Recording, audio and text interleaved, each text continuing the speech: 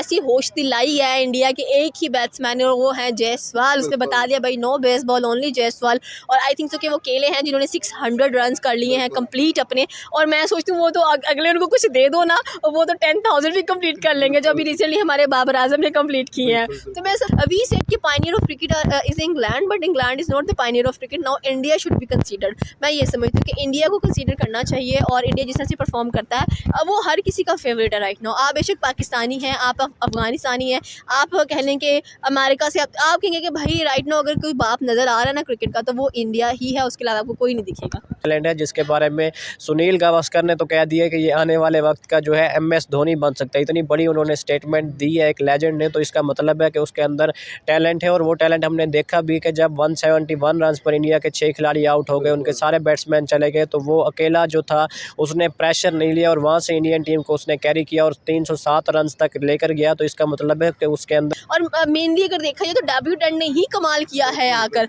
आप बेशक जायसवाल को देख लें, आप सरफराज खान को देख लें, इनका डेब्यू हुआ है और डेब्यू के आते ही कह लें कि माशाल्लाह से इतना अच्छा लोगों ने परफॉर्म किया है, दिल खुश हो रहा है देखकर। आप ध्रुव की बात कर लें, विकेट कीपर भी हैं, साथ में बैटर भी हैं और इतना अच्छा उन्होंने जैसे परफॉर्म किया। उसने कहा कि विकेट कीपिंग तो होती रहती है, आज थोड़ी सी बैटिंग में भी मैं अपने जलवा दिखाऊं। But I think impactful score थे इंडिया के लिए तो यार बस उनके लिए जितनी तारीफ करनी थी वो तो हम कर चुके हैं। बाकी इंग्लैंड के लिए मैं तो यही कहूँगा कि आखिरी टेस्ट मैच छोड़ें, बिस्तरा बोरा अपने पैक करें और निकल जाएं।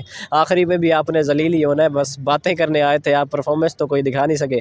अस्सलाम वालेकुम। वालेकुम अस्सलाम। कैसी हैं आप? मैं ठीक ठाक। इंडिया वर्सेस इंग्लैंड चौथे मैच की अगर बात की जाए काफ़ी इंटरेस्टिंग मैच रहा, लेकिन एंड पे जाके इंडिया ने वन साइडेड करके विन कर लिया। क्या कहना चाहेंगे इस बार? देखिए वन साइडेड तो डेफिनेटली करना बनता भी था। जिस तरह से इंग्लैंड बड़े बड़े स्टेटमेंट्स दे रहा था, कभी मैच शुरू होने से पहले देता है, कभी मैच के एंड में दे देता है, कभी दरमियान में दे देता है। उनको ऐसी होश दिलाई है इंडिया के एक ही बैट्समैन है और वो है जायसवाल। उसने बता दिया भाई नो बेसबॉल ओनली जायसवाल।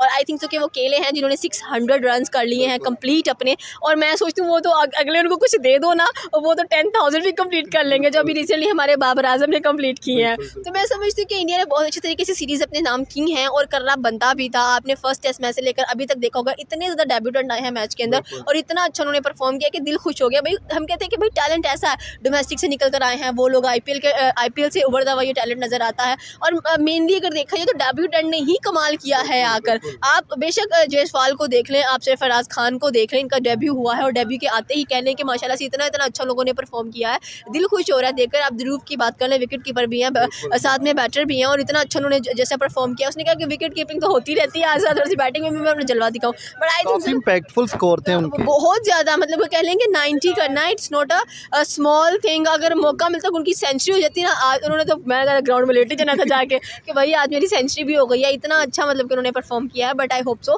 कि इंडिया के आगे भी ऐसे डेब्यूटेंट देखने को मिलेंगे। एंड कह लें कि सुनने में ये भी है कि 5वें मैच में विराट कोहली भी वापस आ रहे हैं, तो जब वो वापस आए तो और चांद लग जाएंगे। तो मुझे लग रहा है कि इंग्लैंड अब सोच समझ कर खेलेगा। वो कहेगा कि भाई मेरा एक ही टेस्ट मैच रखवाओ इंडिया में, वही काफ़ी है मेरे लिए। क्या लगता है इंग्लैंड 5वें मैच में कमबैक करने की कोशिश करेगा? क्या कमबैक करे, वो सीरीज तो हो चुकी है उनके ना, वो कमबैक करे या ना करे कोई फर्क इज्जत बचाने के लिए हो सकता है कि 2 मैच हम जीत जाएं। इज्जत उन्होंने बचा ली है अपनी कि उन्होंने पूरे वाइट वॉश नहीं हुए। वो आपने देख लिया होगा कि पहले मैच टेस्ट मैच 28 रन से वो जीते, वो इज्जत बच गई है उनकी। आगे उनकी इज्जत ऐसी नीलाम हुई है, ऐसी नीलाम, पूरा बलात्कार हो गया उनका। अब वो आखिरी मैच में खेले या ना खेले कोई फर्क नहीं पड़ता, ठीक है। But I very good luck for the Indian cricket team कि उन्होंने इतना अच्छा परफॉर्म किया। बट एक बात आप पर्सनली सीरियसली ये भी देखिए कि इंडिया हमेशा दिल से खेलता है। आपने उनके हर एक प्लेयर में देखोगे एक पैशन है, एक जोश है, एक जज्बा नज़र आता है। वो बहुत परसिस्टेंट होकर खेलते हैं एंड जितना कंसिस्टेंट वो खेलते हैं मैं समझती हूँ कोई क्रिकेट टीम हमें नज़र नहीं आ रही है। वी सेड कि Pioneer of cricket is England, but England is not the Pioneer of cricket. Now India should be considered. मैं ये समझती हूँ कि इंडिया को कंसीडर करना चाहिए और इंडिया जिस तरह से परफॉर्म करता है वो हर किसी का फेवरेट है राइट नाउ। आप बेशक पाकिस्तानी हैं, आप अफगानिस्तानी हैं, आप कह लें कि अमेरिका से, आप कहेंगे कि भाई राइट नाउ अगर कोई बाप नज़र आ रहा है ना क्रिकेट का तो वो इंडिया ही है, उसके अलावा आपको कोई नहीं दिखेगा।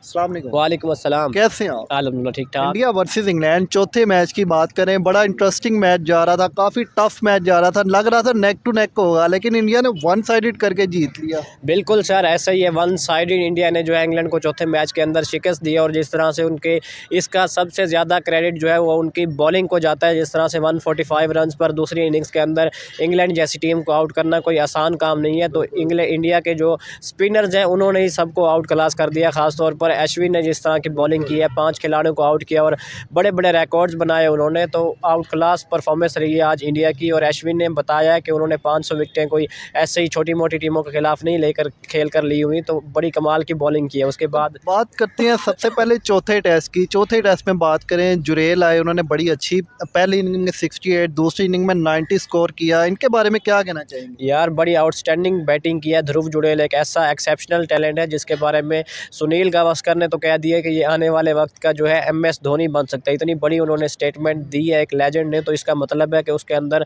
टैलेंट है। और वो टैलेंट हमने देखा भी कि जब 171 रन पर इंडिया के 6 खिलाड़ी आउट हो गए, उनके सारे बैट्समैन चले गए, तो वो अकेला जो था उसने प्रेशर नहीं लिया और वहाँ से इंडियन टीम को उसने कैरी किया और 307 रन तक लेकर गया। तो इसका मतलब है कि उसके अंदर कोई ना कुछ तो है जिसकी वजह से वो इतना अच्छा परफॉर्म कर गया। थोड़ा सा अफसोस हुआ कि अगर उसकी सेंचुरी होती तो और मज़ा बस 90 पे आगे वो भी ऐसा ही है बिल्कुल। और अगर बॉलिंग की बात की जाए, बॉलिंग में नया टैलेंट आया आकाशदीप, चौथे मैच पे डेब्यू किया। जिस तरह विकेटें उड़ाई, लग ही नहीं रहा था डेब्यू कर रहा है वो बंदा। उसके बारे में क्या कहना चाहिए? बिल्कुल यार, बड़ी आउटस्टैंडिंग उसने बॉलिंग की है। ख़ास तौर पर जो पहले दिन का पहला उसने सेशन किया था मॉर्निंग सेशन के अंदर, जिस तरह उसने आकर इंग्लैंड के बड़े बड़े बैट्समैनों को तिगनी का नाच नचाया और क्रॉली जो था, जो पकड़ा ही नहीं जा रहा था, उसको 2 मरतबा उसने बोल्ड कर दिया। तो उसका एक कहने के यादगार उसका ये मैच रहा है और वाकई नहीं लग रहा था कि वो पहला मैच खेल रहा है। जिस तरह की उसने कॉन्फिडेंस के साथ बॉलिंग की है और जो लेंथ पर उसने बॉलिंग की है, तो बड़ा ही मतलब उसने आउटस्टैंडिंग। अगर थ्रू आउट द सीरीज़ बात की जाए, इंडिया सीरीज़ तो अपने नाम कर चुका है, लेकिन परफॉर्मेंस के बारे में क्या कहना चाहेंगे?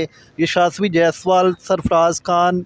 यार उनकी परफॉर्मेंस, आप किस की प्लेयर की परफॉर्मेंस की बात करते हैं? 11 के 11 प्लेयर्स ने डिफरेंट इनिंग्स के अंदर, डिफरेंट मैचेस के अंदर परफॉर्म किया है। जायसवाल से लेकर उनके नंबर 11 तक आकाशदीप ने आज परफॉर्म कर दिया है। तो हर प्लेयर ही उनका चैम्पियन प्लेयर है। जायसवाल जिस तरह 600 प्लस रन्स बना चुका है। उसके बाद शुभमन गिल भी परफॉर्म नहीं कर रहा था, लेकिन उसने भी पिछले मैच से कमबैक कर लिया और वो भी अब रन्स करना स्टार्ट हो गया है।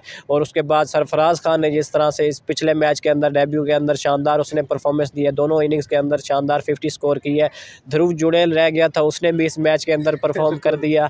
बॉलिंग की बात करते हैं तो कुलदीप यादव की बात कर लें, अश्विन की बात कर लें। अश्विन रह गया था बॉलिंग में, उसने भी आज परफॉर्म कर दिया। तो 11 के 11 प्लेयर्स ने इस पूरी सीरीज़ के अंदर कमाल की एट द एंड इंडिया और इंग्लैंड के लिए क्या कहना चाहेंगे? यार इंडिया के लिए तो यार बस उनके लिए जितनी तारीफ़ करनी थी वो तो हम कर चुके हैं। बाकी इंग्लैंड के लिए मैं तो यही कहूँगा कि आखिरी टेस्ट मैच छोड़ें, बिस्तरा बोरा अपने पैक करें और निकल जाएं।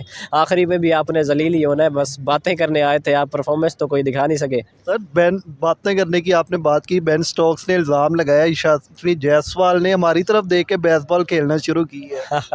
वो बेन स्टोक्स नहीं, बेन डकेट ने इल्ज़ाम लगाया था, लेकिन वो बेन डकेट यार खुद उसकी कहाँ गई फिर बेसबॉल। जायसवाल तो चलो आपसे सीख गया है, जिससे भी उसने तो परफॉर्म कर दिया ना, आपकी बेसबॉल कहाँ चली गई? ये कलक छीन ली है। सारी मेरे ख्याल में छीन ली है, उनको भूल गया। बाकी वो खुद ही यार, मैं कहता हूँ वैसे बस बातें ही रह गई हैं उनकी।